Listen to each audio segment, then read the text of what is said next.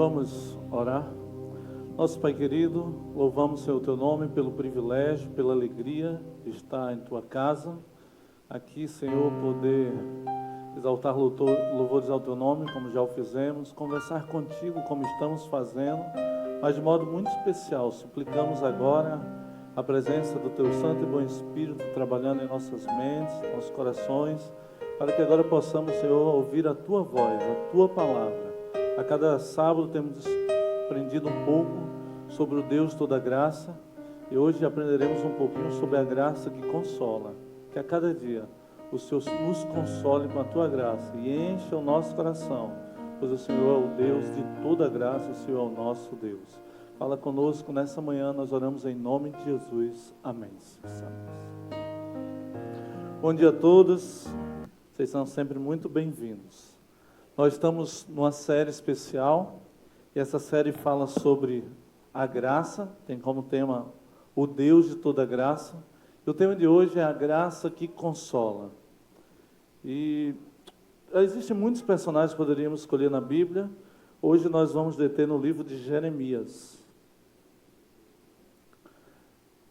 Há um pensamento de Jesus na Bíblia que ele diz: bem-aventurados que choram, porque serão consolados. Interessante isso. E às vezes a gente diz assim: então eu choro bastante, Deus me consola. Que tipo de choro é esse? É verdade que em todos os momentos da nossa vida Deus está para nos consolar, mas de que choro estaria falando a Bíblia? O que a graça consola e de que ela nos consola? Então, uma das coisas que gosto de fazer ao ler a Bíblia é tentar se colocar no lugar de Deus. Deixa eu explicar. Seria mais ou menos assim: se eu fosse Deus, o que eu faria nessa situação? Se eu fosse Deus, o que eu faria? Não sei se você já fez esse exercício, né? Ao ler a Bíblia. A resposta que a gente dá geralmente é bem trágica, né? Depois você olha assim: poxa, eu teria feito diferente. Seria muito diferente, porque as nossas ações realmente são muito diferentes da de Deus. A Bíblia diz que assim como os céus estão distantes da terra, Isaías 55 diz, as nossas palavras e pensamentos estão distantes das palavras e pensamentos do nosso Deus também. Então, um exemplo disso, quando lemos na Bíblia, a forma talvez que nós agiríamos diferente, é o chamado de Jeremias. Por exemplo, se eu fosse Deus, eu não teria chamado Jeremias. E talvez também não teria chamado a mim para o ministério. Por quê? Quando a gente vê um pouquinho sobre a história de Jeremias, a gente vê que ele era um rapaz inexperiente, inseguro, medroso, susceptível à angústia, ao desânimo, ao desespero, e além do mais, ele era oriundo, ele era de uma cidade muito pequena, chamada Ananote. Pois bem, foi justamente esse o homem que Deus escolheu. Talvez você não saiba, mas ele é um dos poucos profetas que teve um ministério internacional, não é? Então, foi um ministério assim, diferente, e foi justamente essa pessoa, com todas essas características negativas que eu coloquei, que Deus chamou. E a pergunta é, sinceramente, você escolheria Jeremias? Eu certamente não, né? Mas, afinal de contas, o que foi que Deus viu em Jeremias, né? O chamado de Jeremias, ele se torna ainda mais surpreendente. Eu convido você a abrir sua Bíblia, deixa aberto já em Jeremias. Ele se torna mais surpreendente ainda quando a gente vê a condição da nação em que Jeremias estava sendo chamado a exercer o seu ministério. Por exemplo, a condição de Israel na época. Jeremias, capítulo 5, verso 31, mostra que a apostasia estava aberta, as pessoas estavam em uma rebelião, principalmente no sentido no que diz respeito à idolatria. Os profetas profetizavam falsamente. Olha a condição de sua época, né? E para onde ele foi chamado. E também Jeremias 7,31 diz que os pais lançavam seus filhos ao fogo em homenagem a outros deuses. Olha aonde ele foi chamado para exercer o ministério. O sensualismo e a prostituição atingiram um limite insuportável. A Bíblia diz isso em Jeremias 13, verso 27. Eu lembro que no seminário várias vezes os professores disseram: vocês estão formando para serem pastores da geração mais difícil e complicada que já existiu na face da terra. Quando a gente compara com essa geração, também foi muito desafiador para Jeremias. Agora, uma característica também dessa época, que confiar nas pessoas era algo tão complicado. Eu convido você a abrir a Bíblia em Jeremias 9.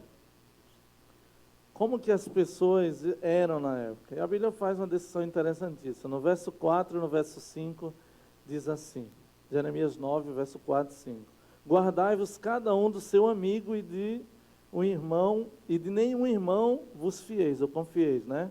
Porque todo irmão não faz mais nada do que enganar, e a todo amigo anda o quê?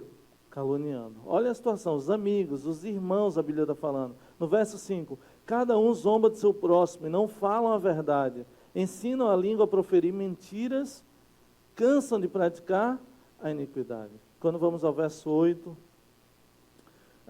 continuando, né? Aí diz, flecha mortífera é a língua deles, falam engano, com a boca fala cada um de paz com seu companheiro, mas o seu interior arma ciladas. Então até falavam de coisas boas, mas interiormente cada um queria o mal do outro. Eu diria, tem aquele adágio popular que diz, né, quem não tem amigos assim não precisa de inimigos, né?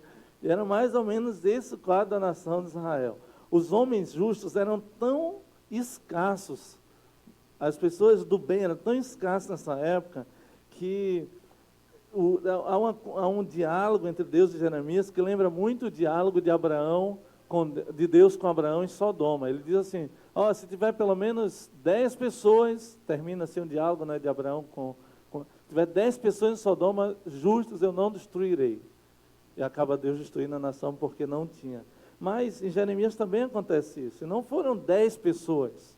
A Bíblia diz em Jeremias 5, verso 1, o seguinte, dai voltas, Deus diz ao profeta, dai voltas às ruas de Jerusalém, vede agora, procurai saber, porque pelas suas praças, buscai pelas suas praças, a ver se achais alguém. Olha o que diz, se há um homem que pratica a justiça ou busca a verdade, e eu perdoarei a ela. Não precisava de 10, como em Sodoma. Se você achar um que pratique e busque a verdade, é suficiente para eu não destruir a cidade de Israel. Esse é o contexto que a Bíblia apresenta. Então, a Bíblia diz também que esse termo buscar, no verso 1 diz assim, se há alguém que pratica a justiça e busca a verdade, esse verbo buscar no hebraico, ele é interessante. Ele não é somente buscar, ele é buscar de todo o coração, ele tem um significado enfático. No hebraico a gente tem esse recurso. Se é escrito de uma forma, ele não quer dizer simplesmente buscar, mas buscar de todo o coração, buscar intensamente. E a Bíblia diz que, na verdade, haviam pessoas em Jerusalém que até buscavam, no sentido da palavra, buscavam a Deus. Mas a Bíblia diz que não buscavam de todo o coração. Buscavam com reservas, tinham até algum envolvimento com a verdade, com a religiosidade, porém, não eram pessoas que buscavam de todo o coração. E a Bíblia diz que Deus queria homens que o buscassem sem reservas, buscassem de todo o coração. E se achasse um desse, era suficiente para não destruir a nação de Israel. Seria Jeremias, então, o homem certo para falar para esse tipo de nação, o homem, como eu falei, com algumas características negativas. A Bíblia, essa história, e as muitas que temos contadas nessa série, mostra que o Senhor não está buscando pessoas excepcionais. Ele está buscando pessoas comuns, que sabem que são comuns, mas para realizar coisas excepcionais. Eu louvo a Deus por isso. Deus não apenas chamou Jeremias, o chamado dele não é encontrado nem na experiência de nenhuma outra pessoa. A gente lê em Jeremias capítulo 1, verso 5, o seguinte: antes que eu te formasse no ventre materno, eu te conheci. E antes que saísse da tua madre, te consagrei e te constituí por profeta entre as nações. Então veja, não existe um motivo específico para Deus ter chamado de Jeremias. Simplesmente ele o escolheu. Há um escritor chamado Thomas Constance, que ele apresenta 7 pontos que devemos destacar na vida e no chamado de Jeremias. Primeiro ponto, Deus conhecia Jeremias. Que legal. Deus o santificou, ele o separou, Deus o ordenou. Terceiro ponto. Quarto, Deus o enviou. Quinto, Deus o dirigiu. Sexto, Deus o encorajou. E sétimo, Deus falou por meio dele. Então, esse autor ele coloca em evidência esses 7 pontos, ele diz algo interessante. E eu não sei se você percebeu, Deus sempre é o ponto de partida. Deus chama, Deus escolhe, Deus capacita, Deus envia, Deus ordena, de modo que, de um lado, a gente vê Deus insistentemente convidando o ser humano, do outro lado, a gente vê a resistência humana. Aliás, o segundo tópico é a resistência de Jeremias versus a insistência de Deus. A resposta imediata de Jeremias ao seu chamado está registrada no próximo versículo, Jeremias 1, verso 6. Ele diz: ah, Senhor Deus, eis que não sei falar, porque não passo de uma criança. Aí você pode dizer, Jeremias foi modesto. Ou podemos dizer, foi falta de fé. Ou ele reconhecia suas limitações, não? Para essa obra tão grandiosa, que era liderar a nação num momento tão difícil. Que nome você daria à reação dele? A pergunta que não queria calar na mente de Jeremias era: Senhor, por que eu? É a mesma quando nós somos convidados a fazer alguma coisa. Quando chega o final do ano, que a gente começa a eleger os líderes na igreja, e alguns dizem assim, mas por que eu? Não tenho outra pessoa? E era mais ou menos essa pergunta que havia no coração de Jeremias. Ele poderia ter até algumas razões. Mas eu sou uma pessoa triste, a pouca idade, ele poderia dizer, eu sou tímido, eu sou sensível emocionalmente. Os rabis, há vários escritores que apresentam que os rabis consideravam ou chamam Jeremias de o profeta chorão. De fato, encontramos Jeremias chorando diversas vezes no seu livro. Por exemplo, no capítulo 4, verso 19, ele chora por causa da calamidade que está para vir sobre Judá. Ele diz assim, Jeremias 4, verso 19. Meu coração. Algumas versões vai estar assim, minhas entranhas, né? Eu já falei aqui que no Antigo Testamento as entranhas é o lugar das fortes emoções. Um professor meu falava que eram os rins, né? Na nossa cultura é o coração, né?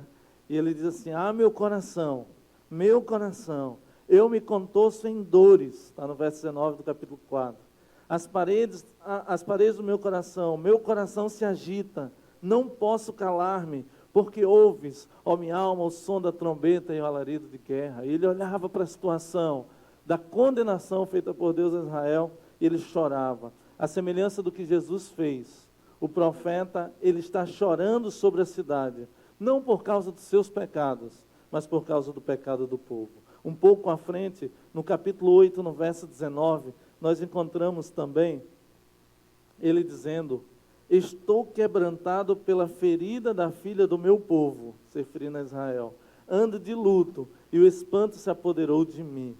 O choro de Jeremias, portanto, ele reflete o sentimento de Deus.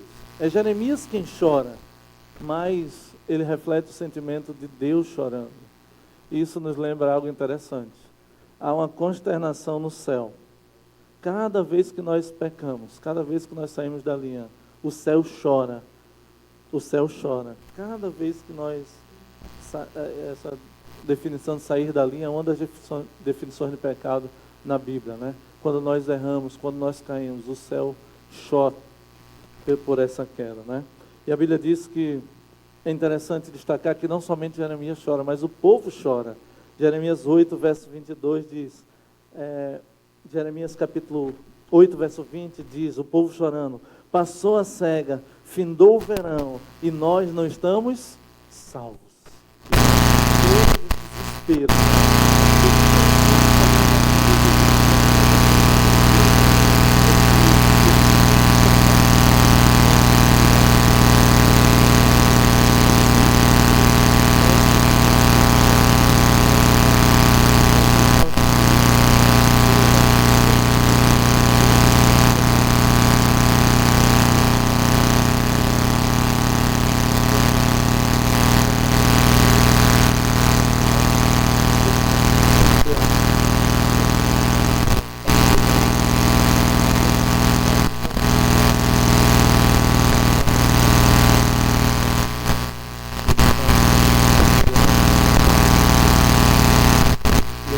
Pensando, né?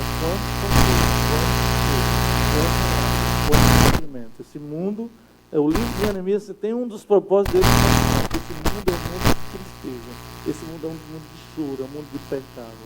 A Bíblia diz que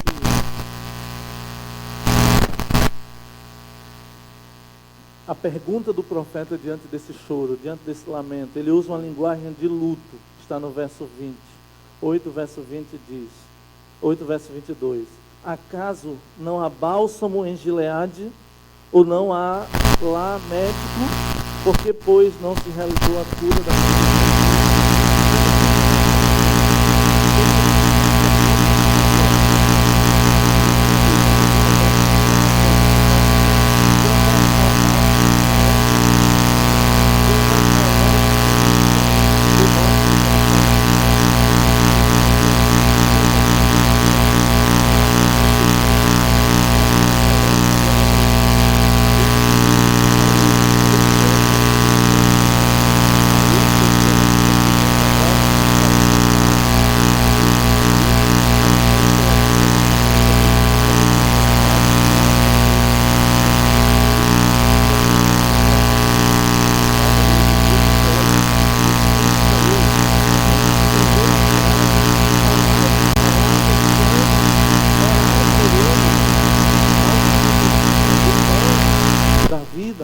lede-lhes a palavra de Deus. Há muitos enfermos da alma, os quais nenhum bálsamo terrestre pode alcançar, nenhum médico pode levar a cura. E ela diz, orai por essas pessoas, levai-as a Jesus, diz-lhe que há bálsamo e que há médico em Israel. As pessoas estão sem esperança, e ela aplica dessa forma, diante do sofrimento. Quem nunca, né? E Jeremias, no capítulo 8, no verso 19, ele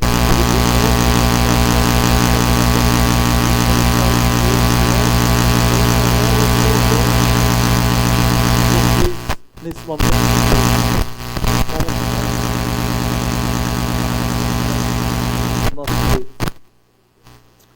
ficamos no limite entre a fé e a dúvida. Quem nunca, né, não se sentiu assim? O capítulo 20 de Jeremias, poderíamos chamar o capítulo do altos e baixos. Poderíamos chamar também esse capítulo de no limite entre a fé e entre a dúvida, ou poderíamos chamar de altos e baixos em fração de segundos, porque o profeta está lá em cima, daqui a pouco ele vai lá embaixo, vai lá em cima, vai lá embaixo, e o capítulo 20 nós poderíamos chamar assim. Por exemplo, a mudança radical que acontece no estado de ânimo dele. No verso 11 diz, mas o Senhor está comigo como um poderoso guerreiro. Veja que esse mais, ele mostra uma situação contrária, né? Ele está falando de algo negativo, daqui a pouco ele, mas o Senhor está comigo como um poderoso guerreiro. Está no verso 11, né?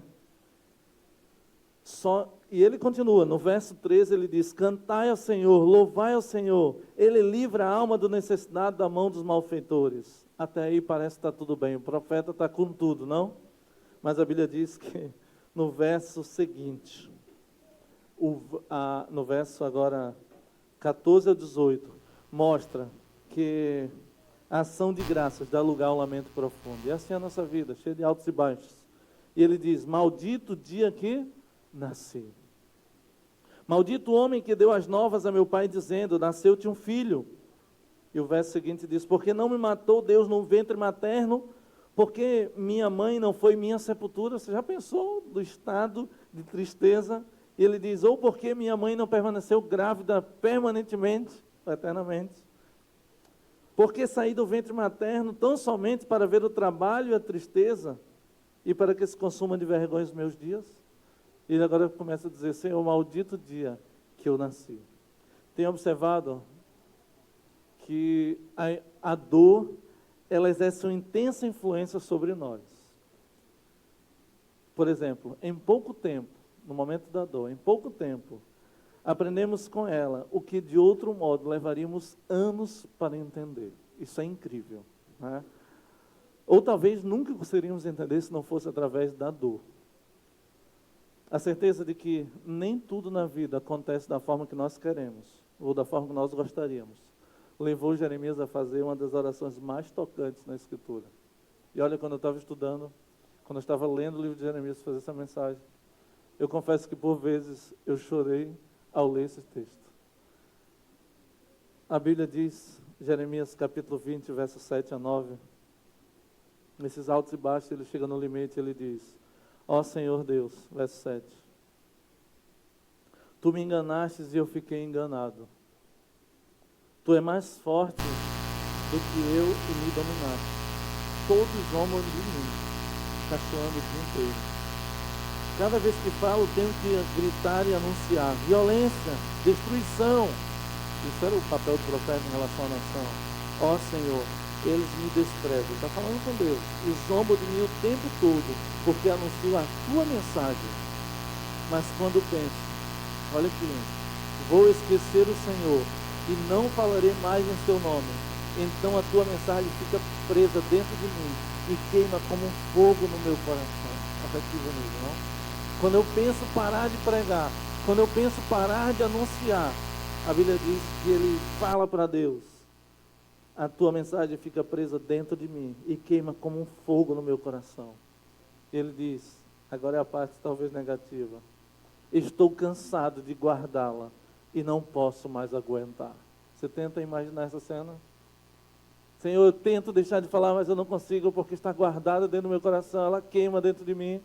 Mas Senhor, eu estou cansado de guardar essa mensagem dentro do meu coração, eu não posso mais aguentar. O profeta esperneia diante de Deus, reclama com ele, apresenta seus lamentos. Mas o que é mais lindo, jamais o profeta tira Deus da cena. E a melhor coisa que podemos fazer: está chateado? Tá, fale com Deus. Está triste? Fale com Deus. Está querendo chutar o balde? Chute com Deus, não tem problema. Fale, abra o coração. A dor do momento não consegue afastar Jeremias de Deus.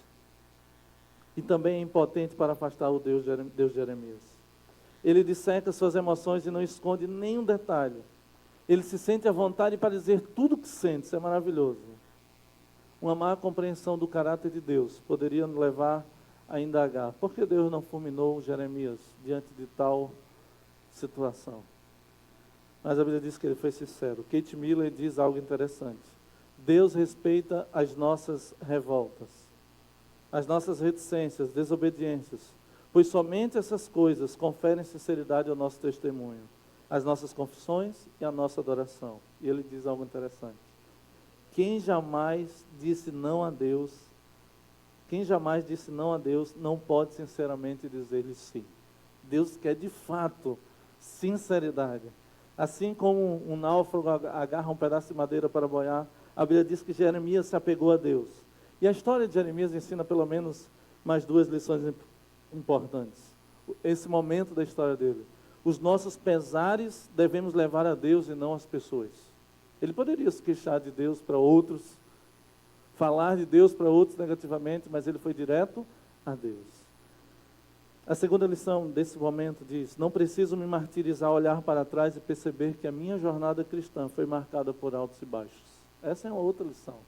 Quando vier a dúvida, né, a falta de fé, lembre-se de Jeremias, né? Afinal, isso faz parte da experiência humana. À medida que a gente vai lendo o livro de Jeremias, podemos perceber e podemos chegar à conclusão de que podemos sim confiar no Deus de Jeremias. O seu amor e sua paciência para conosco podem ser definidos como a graça que excede todo entendimento, como disse o apóstolo Paulo. Esse Deus do profeta, a gente fala muito da graça, mas ele também requer obediência. E nos ensina a desenvolver essa obediência, às vezes a duras penas. É no caso da nação de Israel. O livro de Jeremias contém uma síntese da mensagem dos evangelhos, mas ele é apresentado em forma de metáforas. É o que veremos a seguir. Quero apresentar algumas metáforas. Só uma curiosidade: a Bíblia, ela contém, segundo um teólogo chamado Edbert William, ele fez um livro chamado Figuras de Linguagem Usadas na Bíblia. Ele chegou a catalogar 200 figuras de linguagem diferentes na Bíblia, que estão apresentadas de mais de 600 formas diferentes, dentre elas a metáfora, que nós chamamos de comparação, pode ser chamada de comparação ou representação. Mas, afinal de contas, quando você lê o livro de Jeremias, eu não sei se você já leu isso e falou: mas o que significa isso? Por exemplo, o que significam a vara, a panela, o cinto de linho, o vaso, a botija do oleiro? São cenas que para a gente é estranho. O celibato de Jeremias, o cesto com os dois cestos de figos, as brochas, os canzinhos, o campo, a botija, o oleiro e o vaso. O que significaria tudo isso? As metáforas no livro de Jeremias podem ser divididas em 4 grupos. Primeiro, as que são representadas em Jeremias em visão. Algumas ele apenas vê na visão que Deus dá. Algumas que são representadas por objetos que Deus manda ele comprar. A terceiro grupo, que são agora os objetos que Deus manda ele usar. E a quarta, que não se encaixa em nenhuma dessas, a visão do oleiro do barro. Interessante. Ele vem em visão, a outra Deus manda comprar objetos, e a outra Deus manda ele usar alguns objetos. Vamos falar sobre elas. A vara e a panela de cesto. A Bíblia diz, em Jeremias capítulo 1, verso 1 a 3, que começa a profecia, né? No verso 2 diz assim: veio a palavra do Senhor nos dias de Josias, filho de Amon. Perdão, verso 1, 11. Veio ainda a palavra do Senhor dizendo: que vês tu, Jeremias? Respondi: vejo uma vara de amendoeira. Disse-lhe o Senhor: viste bem, porque eu velo sobre minha palavra para cumprir. Interessante. E a próxima, está no verso 13, ele também vê uma panela de fogo, cuja, diz a Bíblia, a borda se inclina para o norte. E a gente fica, meu Deus, o que significa essa botija? O que significa essa vara? E é um significado interessante. Para a gente talvez seja estranho a questão da vara de amendoeira, mas Jeremias e o povo estavam acostumados com essa linguagem. E a vara de amendoeira, por exemplo, ela, no hebraico, a sua palavra chama shaked, que é a mesma raiz do verbo despertar, shakad, né? Ou seja, a amendoeira, uma outra característica interessante, ela é a primeira árvore a florescer na primavera, ela é a primeira a acordar no tempo da primavera. Isso acontece no mês de janeiro na Palestina. Mas a árvore de amendoeira, na visão de Jeremias, simbolizava, na verdade, que Deus estava acordado, que Deus não dorme, que Deus está pronto para enfrentar a crise que estava se avizinhando a nação de Israel. Ou seja, podemos ficar tranquilos, que Deus ele jamais dorme. Afinal de contas, Jeremias disse algo interessante. Jeremias capítulo 1, verso 12, diz: porque eu velo, Deus disse-me o Senhor, Jeremias diz, viste bem, porque eu velo sobre a minha palavra para cumprir. Deus está dizendo que o que Ele prometeu, Ele vai cumprir. Isso estava se referindo tanto à condenação de Israel pela sua desobediência, mas também às suas promessas de restauração. E você fica assim, puxa vida, mas Deus então está ameaçando? Em certo sentido, existe um tom de ameaça na fala divina, na fala de Deus para Jeremias. Uma ameaça como os pais fazem com os filhos. Olha, não faz isso. Se você fizer isso, esse tom de ameaça que chama para perto. Uma ameaça que diz assim, eu te amo, eu não quero ver você passando por determinadas situações.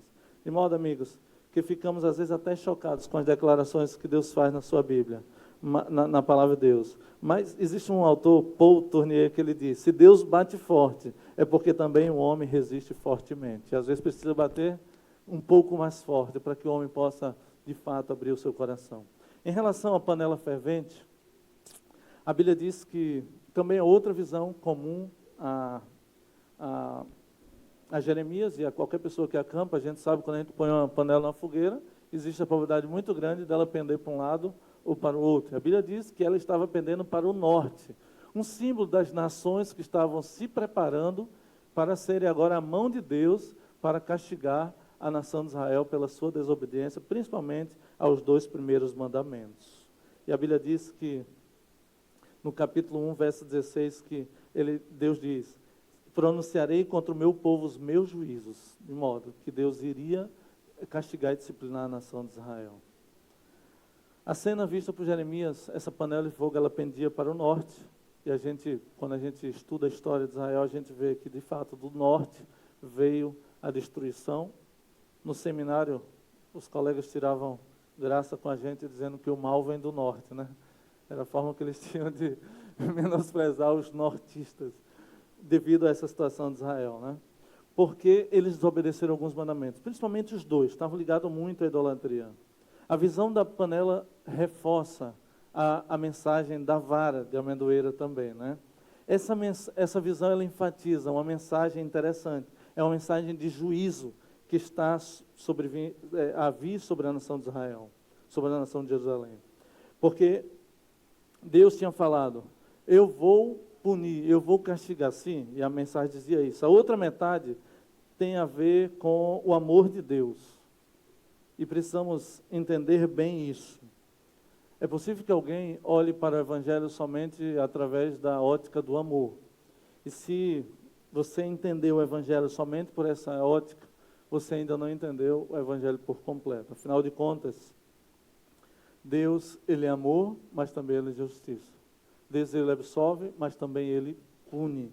E a Bíblia diz que, sem dúvida nenhuma, Ele vai punir aqueles que fazem o mal. A Bíblia diz que Ele vai punir aqueles que têm uma religião exterior. Essa é uma mensagem popular, poucas vezes se pregam por isso. Mas é preciso que nós saibamos, Deus vai punir os desobedientes. Deus vai punir todos aqueles que desobedecem a sua lei. Deus vai punir, de fato, aqueles que têm uma religião exterior, aparentemente exterior. Hoje há na atualidade uma pregação que defende a ideia sobre o qual Deus quer. O que importa é o nosso coração. De fato. Só que alguns vão além, né? Deus não quer só, na verdade, Deus não quer nosso coração só. Deus quer o nosso cérebro. De fato, que Deus quer a nossa razão. Deus nos quer por completo. Esse papo, preciso Deus tocar no meu coração. Não, Deus trabalha através da razão. Em alguns momentos Ele vai tocar as suas emoções. Mas a Bíblia diz, vinde depois e arrazoemos. Não diz assim, vinde depois e emocionemos. O sermão só é bom quando as pessoas choram. Para alguns. A mensagem bíblica só é boa quando emociona. Não. A Bíblia diz, vinde depois e arrazoemos. Deus, Ele ama. E Ele também, por ser amor, Ele também pune. Aliás, a sua forma de punir é uma forma de amor. Alguns vêm à igreja e aceitam Jesus como Salvador pessoal, mas nunca o aceitam como Senhor de sua vida. A gente chama isso de graça barata. Dietrich Bonhoeffer, ele é um teólogo, foi um mártir que morreu aí pelos nazistas em 1945, ele escreveu um livro fantástico sobre discipulado. Parece que ele está escrevendo para os dias atuais, e ele diz algo interessante. A graça barata significa justificação do pecado e não do pecador. É uma forma de justificar o pecado, não o pecador. Ele afirma que quando Deus chama um homem, Ele chama para morrer, o chamado discipulado. Enfim, amigos, a vara e a panela da visão de Jeremias ensina que o mesmo Deus que ama é o mesmo Deus que repreende. Também disciplina e também exige obediência. Ele repreende, disciplina e exige obediência porque ama e não a despeito de amar. Por sua vez, a Bíblia apresenta uma nova visão, a visão do cesto dos figos, está no capítulo 24, e eu não vou me deter muito nela, mas ali apresentam 2 cestos de figos, que seriam levados, representa assim, os 2 cestos seriam levados para a nação de Babilônia, representando 2 grupos de pessoas que seriam levados ao cativeiro. Entre eles, podemos interpretar da seguinte maneira, 2 grupos. Alguns tirariam proveito do sofrimento do cativeiro e outros não. Como diz Jean-Paul Sartre, né, para quem gosta, o importante não é aquilo que fazem de nós, mas o que nós mesmos fazemos do que os outros fizeram de nós. Embora o contexto seja outro, Jean-Paul Sartre mostra direitinho o que acontece com a visão dos 2 cestos de figos. Ele explica como as pessoas podem se comportar de maneiras diferentes e reagirem diferentes ao mesmo estímulo. E a Bíblia diz que essa mensagem de esperança fica clara em Jeremias 24, verso 5, 7, quando ele diz, eu, Senhor, o Deus de Israel, digo que os israelitas que foram levados para a Babilônia são como figos bons. Eu os tratarei com bondade, cuidarei deles e os tratarei de volta para essa terra. Eu edificarei a nação e não destruirei, plantarei e não arrancarei. Porém no coração deles o desejo de reconhecerem que eu sou Deus, o Senhor. Então eles serão o meu povo e eu serei o seu Deus. Com todo o coração vão voltar para mim. Eu louvo a Deus porque essa promessa está contida na história de Jeremias da nação de Israel. A Bíblia continua ainda falando sobre o cinto de linho, sobre a botija do oleiro, sobre o campo. Por exemplo, o cinto de linho, ele é orientado a comprar um cinto, a usar o cinto e depois é orientado a colocar numa fenda de rocha e só depois de um tempo ir lá buscá-lo. Quando ele volta, o cinto está estragado, representando a condição espiritual de Judá, que estava deteriorada. E a Bíblia diz sobre a botija de oleiro, interessante a Bíblia diz, vai e compra, no capítulo 19, verso de 1 a 3, vai e compra uma botija de oleiro e leva contigo alguns dos líderes do povo E quando vocês estiverem caminhando, a Bíblia diz que ele deveria jogar a botija no chão. E quando as pessoas olhassem, eles deveriam dizer: é isso que Deus vai fazer com a nação de Israel. E são metáforas interessantes para mostrar o que Deus iria fazer. E a Bíblia diz que essa ação, esse sinal de quebrar a botija, Deus estava mostrando que um dia Deus quebraria Israel no meio através do cativeiro. A próxima metáfora é a do campo. E a Bíblia diz que Deus diz assim para Jeremias: olha, vai e compra um canto lá em Ananote. Se você vai lembrar, eu falei no início que Ananote é a cidade de Jeremias, cidade natal, uma pequena cidade. E Jeremias questionou com Deus: Senhor, mas como que pode? Esse é o pior tipo de investimento. Eu vou comprar um campo na minha cidade pequena e sabendo que eu não vou nem poder morar nesse local. Haja visto, ele já tinha predito que a nação estaria 70 anos cativa em Babilônia. Ou seja, eu vou comprar um terreno, eu vou morrer em Babilônia e não vou desfrutar do terreno que eu comprei de fato. Talvez Jeremias nunca pudesse usufruir desse terreno. Mas a história diz que a parábola tinha um objetivo, a ilustração tinha um objetivo, era mostrar que apesar do cativeiro, Jerusalém voltaria a ser habitada. Interessante, não? E ele acabou sendo uma parábola viva desse exemplo. Tenho certeza que Jeremias reagiu na lógica humana. Ele disse assim: Senhor, mas é impossível comprar esse campo, para quê? É impossível a gente voltar para morar. Aí, Jeremias capítulo 32, verso 27, Deus diz para ele, né, a resposta: eis que eu sou o Senhor, o Deus de todos os viventes. Acaso haveria coisa demasiadamente difícil para mim? Diante da dúvida do profeta: será que vai dar certo isso? A nação vai voltar. Ele diz: espera aí, não há nada que seja demasiadamente difícil para mim. Ele faz uma pergunta, na verdade, e ele continua. E quem sabe Jeremias disse: não, Senhor, de fato não existe. Perdão pelo que eu falei, né? E Deus continua. E é um dos textos mais lindos da Bíblia, Jeremias 33, versos 3, 8, 15 e 16. Invoca-me e te responderei. Anunciar-te-ei coisas grandes e ocultas que não sabes. Purificá-lo-eis de toda a sua iniquidade com que pecaram contra mim. Perdoarei todas as suas iniquidades com que pecaram e transgrediram contra mim. E olha esse texto, verso 15 e 16. Naqueles dias e naquele tempo farei brotar a Davi um renovo de justiça. Aqui está falando de quem? Do próprio Jesus Cristo. Farei brotar de Davi um renovo de justiça. Ele executará juízo e justiça na terra. Naquele dia Judá será salvo e Jerusalém habitará seguramente. Ela se chamará Senhor, justiça nossa. Temos aqui uma promessa de purificação da maldade, de perdão do pecado, de juízo e de justiça na terra. De um ajuntamento de pessoas sobre uma única bandeira, a qual nós podemos chamar Senhor, bandeira nossa. A bandeira do nosso Senhor Jesus Cristo. Por isso eu chamo o livro de Jeremias o Evangelho da graça de Cristo, a graça que consola. Por fim, aliás ainda, o celibato, as brochas e os canzinhos, esses são termos. O celibato talvez mais comum, mas brochas e canzinhos a gente talvez nem compreenda o contexto. Talvez alguém que morou na roça conheça por outro nome, né? Quem lidou com gado. Mas o celibato, por exemplo, a Bíblia diz que Jeremias não deveria casar. E ele disse para a nação: olha, o celibato, e a ideia por trás dessa mensagem era que não valeria a pena o povo de Israel se casar e ter filhos.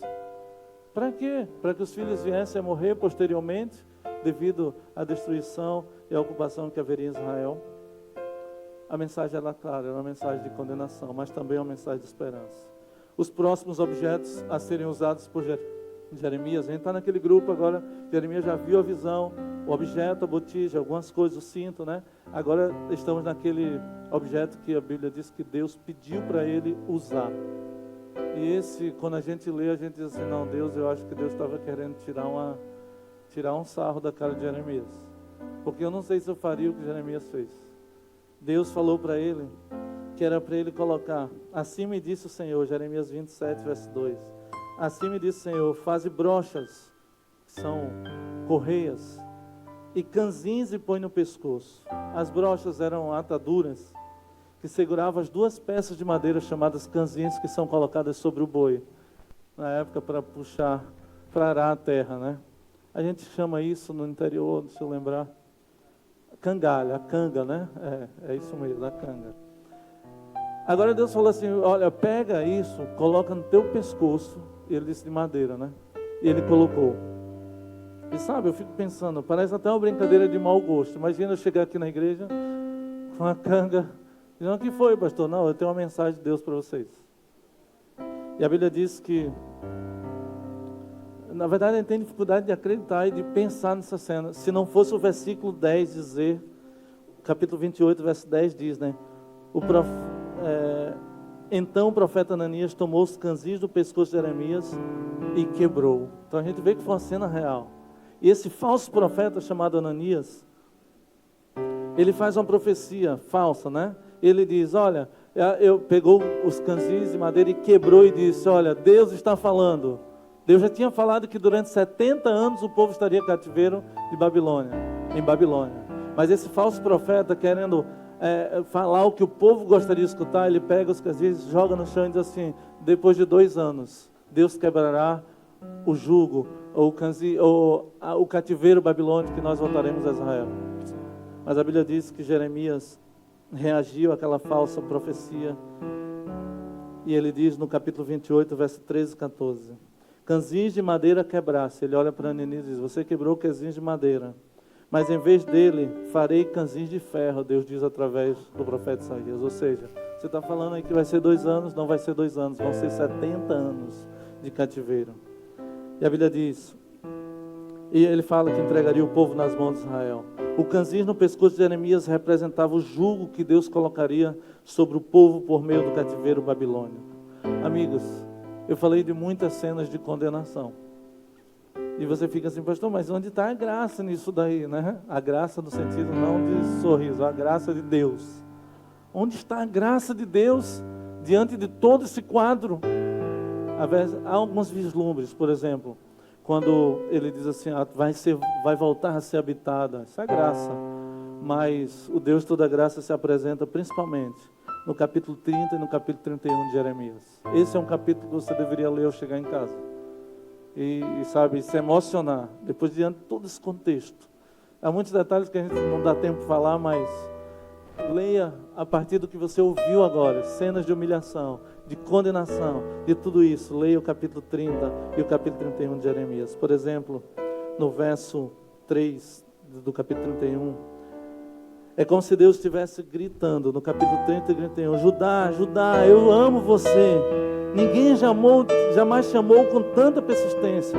E no capítulo 31, no verso 3 de Jeremias, você sabe, está escrito, com amor eterno te amei, com benignidade te atraí. Poderíamos chamar isso de amor obstinado de Deus. Continuamos lendo. E podemos ver no verso 8, Deus dizendo, naqueles dias, o Senhor dos Exércitos, eu quebrarei o seu jugo de seu pescoço, quebrarei as tuas algemas, nunca mais se servirão deles os estranhos. No verso 22 diz, ser-me-eis por povo, e eu vos serei por Deus. No verso 31, capítulo 31, verso 24, pois te perdoarei a sua maldade, e nunca mais me lembrarei de seus pecados. Você pode chamar isso do que você quiser.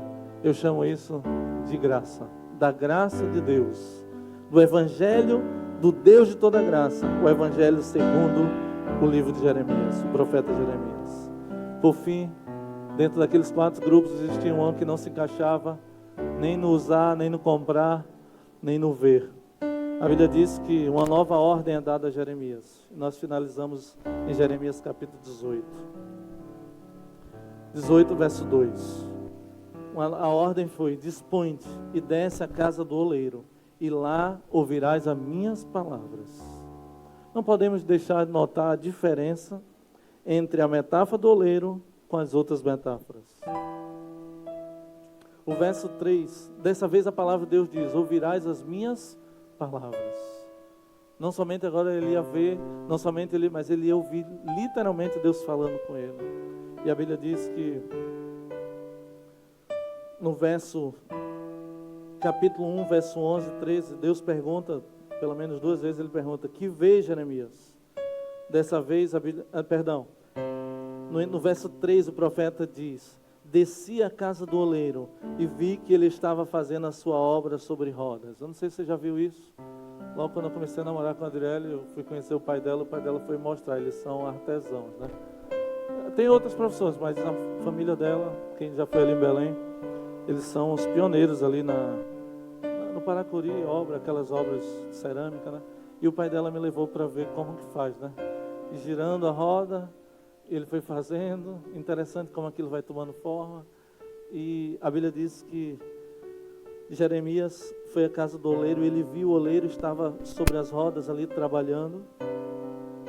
Eu fico imaginando que ouvir a Deus e ver a cena deve ter dado um impacto muito mais forte no sentido de Jeremias do que as outras visões e manifestações divinas. Sobretudo, algo inesperado aconteceu. Se você ler o capítulo 18, você vai descobrir que o vaso se quebrou na mão do oleiro. E essa é uma cena que eu vi, é interessante. O vaso está bem, você está ali, né? Só basta você apertar o dedo assim. Eu fico imaginando ele olhando para aquele vaso quebrado. Enquanto via aquela cena, ele deve ter ficado realmente impactado com o que ele estava vendo. Não somente de ouvir a voz de Deus, mas de ver aquela ilustração real. E a Bíblia diz que o vaso quebrou na mão do oleiro, mas o que é mais bonito, e aqui está um exemplo da graça divina. O oleiro decidiu fazer outro vaso, mas a boa notícia, mas ele não usou outro barro, ele usou o mesmo barro que ele estava usando quando quebrou. Deus refaz algumas lições nessa última ilustração a respeito de Deus. Primeiro, assim como o oleiro não desiste do barro quando ele se estraga por algum motivo, Deus não desiste de nós. Assim como o oleiro fez um novo vaso, conforme bem lhe pareceu, está em Jeremias 18, verso 4, Deus refaz a nossa vida, não da forma que nós queremos, mas conforme a sua vontade. Há uma segunda lição dessa história. Essa metáfora nos fala do poder divino e da intimidade que Ele quer ter conosco. Eu falo isso porque a primeira vez que Deus tomou o barro em suas mãos, a Bíblia diz que foi na semana da criação para fazer o ser humano, E como um escultor assim, um exímio escultor, Ele modelou o barro. Porém, além das partes externas, das formas externas, de uma forma misteriosa, Deus também modelou os nossos sentimentos. Bondade, ternura, afeto, compreensão. São algumas das coisas que foram transmitidas pelo oleiro. Fazemos que fosse um pouco parecido com o oleiro, para que, sendo parecido com o que ele é, nós pudéssemos utilizar essas virtudes que ele colocou em nós, para que entrasse num relacionamento de intimidade para com ele. Há uma terceira lição dessa história, desse momento do oleiro. Embora vejamos a imagem do oleiro encontrado em Jeremias, num quadro que às vezes confortante, a gente fica tão feliz, né? Deus vai refazer tudinho, isso é verdade, mas não podemos tirar ela do seu contexto. A mensagem de Jeremias é sobre juízo. Foi um dos ministérios talvez mais difíceis exercidos na Bíblia, foi o de Jeremias, que ele pregou o que a nação não queria escutar. E a Bíblia diz que o contexto é o juízo. A mensagem de Jeremias é sobre o barro nas mãos de um oleiro indignado. Deus estava indignado com o seu povo. Precisamos entender que se Deus pode fazer o que quiser, Ele tem o direito de nos destruir se Ele quiser. E essa é uma coisa que muitas vezes dificilmente nós não falamos, né? Por causa dos nossos pecados, Deus poderia nos destruir, sim. Deus é aquele que trouxe eu e você ao mundo, então Ele tem o direito também de tirar. É por isso que Jó diz, né? O Senhor Deus deu, o Senhor Deus tirou. Louvado seja o nome de Deus. Baruch Hashem, né? Bendito seja o nome. Deus é aquele que pode tanto dar ou tirar. E antes que você reconheça isso, a gente não entendeu totalmente o que é a soberania de Deus. Eu termino dizendo que alguém que não reconheceu isso, não compreendeu totalmente o Evangelho. Segundo Jeremias, a única maneira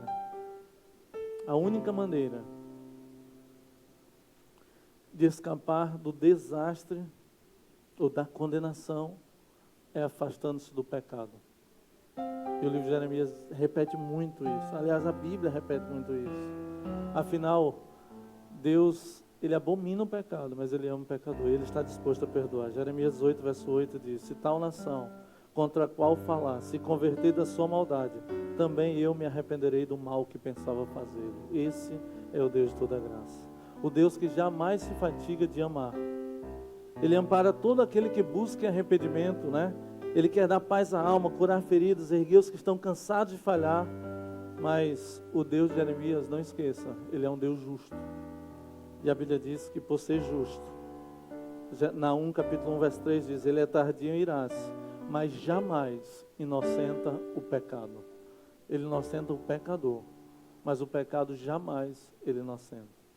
O restante da história da nação de Israel, é muito pouco tempo para falar sobre tantos capítulos, mostra para cada um de nós ao ler que de fato a nação não estava disposta a abandonar os seus pecados, de modo que o cativeiro babilônico foi a única solução que Deus teve para, se tornou um mal inevitável para trabalhar no coração do povo.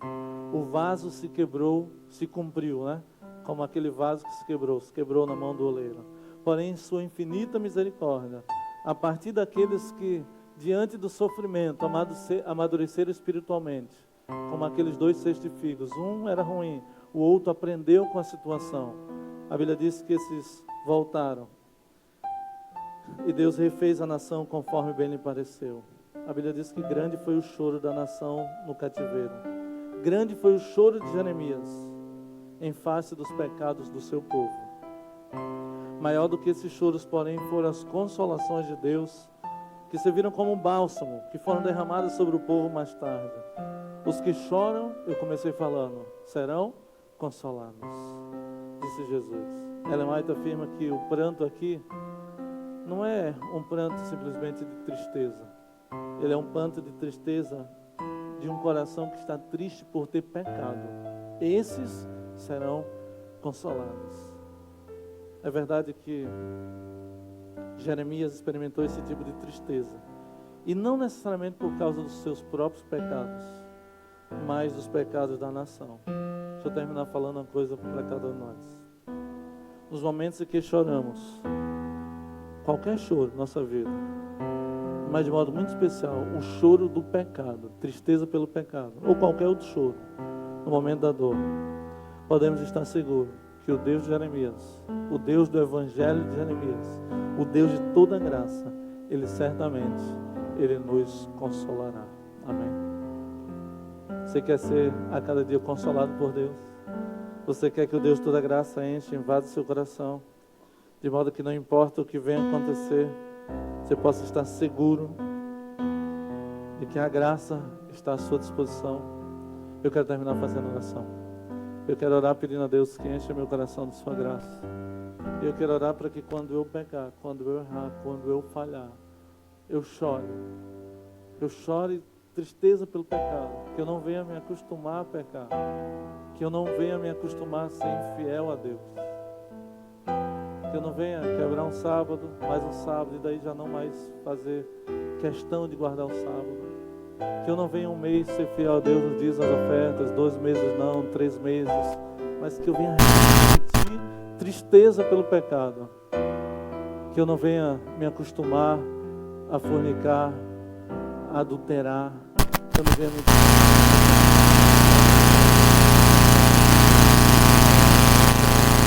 tristeza pelo nosso pecado.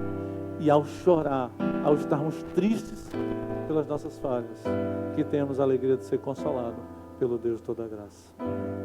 Nosso Pai querido, obrigado, Senhor, porque ao ler o livro de Jeremias, podemos até chamar de o Evangelho de Jeremias.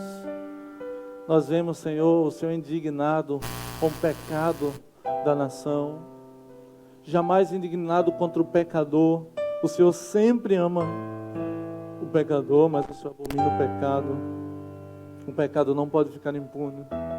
Prova disso que o Senhor Jesus Cristo veio e desceu na cruz do Calvário para pagar o preço, para que fôssemos salvos pela graça. Mas essa, Senhor, não pode ser uma graça barata. Essa graça tem um preço alto, não talvez para nós, mas teve um preço alto, porque o Senhor deu o seu único filho na cruz do Calvário para que nós tivéssemos a oportunidade da salvação. Jeremias diversas vezes chora na história do seu ministério. Chora pelo pecado do povo. Senhor, ajuda-nos a ser sensíveis ao ponto de chorar pelos nossos erros. Que venhamos nos entristecermos, Senhor, pelas nossas ações, pelas nossas palavras, pelas nossas atitudes, contra o nosso próximo e contra Ti, Senhor. Acima de tudo, queremos que ao estarmos tristes, ao derramarmos algumas lágrimas, que o Senhor possa nos consolar, porque o Senhor é o Deus de toda graça. Que o Senhor console o nosso coração, as nossas vidas. E mesmo que não seja um sentimento de tristeza pelo pecado, quem sabe a perda de um familiar, quem sabe a tristeza de uma situação que nós estamos vivendo, a Tua palavra diz que o Senhor um dia enxugará dos nossos olhos todas as nossas lágrimas. E é confiando nisso, em Tuas promessas, e no Deus de Jeremias, no Deus do Evangelho de Jeremias, no Deus de toda graça, na graça que consola, é que nós entregamos a nossa vida e a nossa decisão em Tuas mãos. Eu peço que quem aqui está, quem nos acompanha pela internet, possa encher o seu coração da Tua graça e assim ser consolado. Oramos em nome de Jesus.